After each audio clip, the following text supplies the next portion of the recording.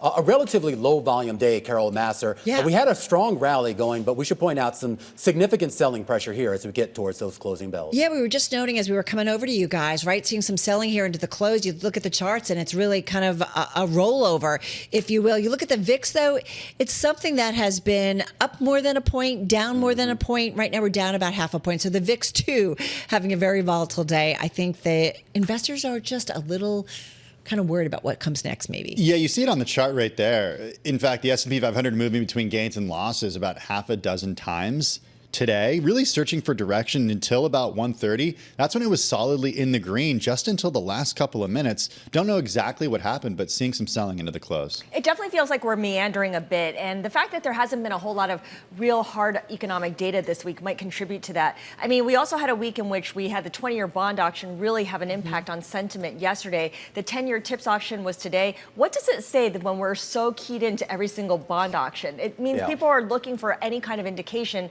of demand for the full faith and credit of the U.S. When was the last time you paid attention to a 20-year bond auction? I know, right? And then even that TIPS auction, I'm glad you brought that up because I paid close attention to that, something I normally wouldn't. Luckily, that did come in on the nose, but definitely the jitters are still there.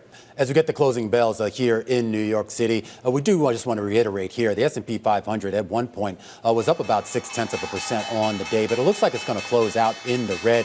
We should point out, day 4 of this week right now, and the S&P has opened in the red on all 4 of those days. Now, it did close in the green on Monday, but that was it. Tuesday, Wednesday, and now Thursday, the S&P 500 lower by only about less than 0.1%. The Dow Jones unchanged on the day. The NASDAQ, Scarlet, holding on to its gains, but only of about 0.3%. And the Russell 2000 lower by about less than 0.1%. All right. I have some breaking earnings here. We've got it from Intuit, which is, of course, the maker of TurboTax.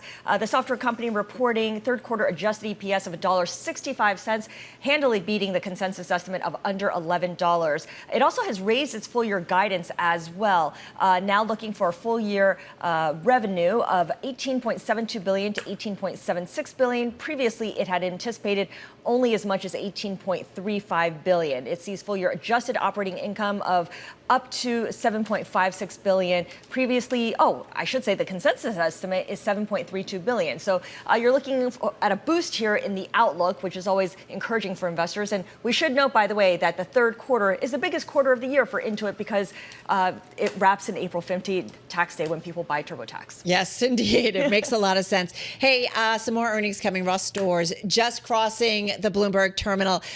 First quarter results, EPS $1.47. That's a penny better than what the Street was expecting. Actually, 2 pennies better than what the Street was expecting. It's a penny better than the year before. Sales coming in at $4.98 billion. That's up 2.6% year over year. Estimate on the Street was a little bit below that, $496. Inventories, $2.67 billion. That's up 8.5% year over year. The estimate was for $2.56 billion. So maybe a little bit of an inventory build. We do have the company's CEO saying, despite the slower start to the spring selling season in February, our monthly sales performance improved sharply month after month for the balance of the quarter. So certainly a read on consumers right now. The stock, though, guys, it is unchanged in the aftermarket. Autodesk out with their results, of course, enterprise software company with a big focus on architectural firms. Adjusted EPS of $2.29 a share. That's higher than Street estimates of about $2.15 a share. A beat on revenue as well. And here's your forecast. The company is saying that for 2026, the full year, its full fiscal year of 2026, it sees billings in the range of $7.16 to $7.31 billion, the low end of that range, above the average of Street estimates. Adjusted EPS for the year, it says, will be in the range of $9.50 to $9.73 a share. The top end of that range is above the average of analyst estimates. The share is higher by about 1.8% right now. I'm looking at what's going on with Workday in the after hours. This is the enterprise software company focused on HR and the like. Shares bouncing around, down by about 2.6% right now. The company did see first quarter adjusted earnings per share beat estimates. The company sees fiscal year subscription revenue maintaining at $8.8 billion, sees second quarter subscription revenue coming in at $2.16 billion. That matched estimates. The company does see fiscal year adjusted operating margin at 28.5%, Earlier, it saw 28%, so that's a beat there. Estimates were at 28.1%. The company still, as I mentioned, sees fiscal year subscription revenue coming in at $8.8 billion. Shares right now in the after hours bouncing around, but down about 2.6%. Hey, guys, I want to go back to Ross Stores because we saw this stock down about now 5.4% here in the aftermarket. A little bit more commentary from the company saying, given the varying nature of tariff announcements, we are only providing an outlook for the second quarter at this time and are withdrawing our previously provided annual sales and earnings guidance. So when we think about tariffs and whether or not companies feel like they have visibility, certain for a retailer who gets so much merchandise overseas, we can certainly see that that's having an impact. And so you've got Ross Stores down almost 7% here in the aftermarket. All right, that one is down. Let me go to some of the gainers in the regular session. Palantir is on that list. At its highs today, up almost 5%. It was a top gainer in both the S&P 500 and the NASDAQ 100, finishing the day with a gain of about 1.3%. Dow Jones Barron's out reporting on the company, noting that the U.S. Defense Department, said late yesterday after the close that it had raised the contract ceiling for a program that Palantir provides. It's their Maven Smart Systems software licenses by $795 million. So basically they're saying, and analysts are noting, that Palantir stands to win from these deepening ties to the Defense Department. So this one's been on a tear this year. It's up about 65%. Advanced Auto Parts, way outperformance today, up about 57%. The company reporting comp sales that fell less than expected in the first quarter, also saying that it's reaffirming their annual sales guidance, or annual guidance, based on performance to date.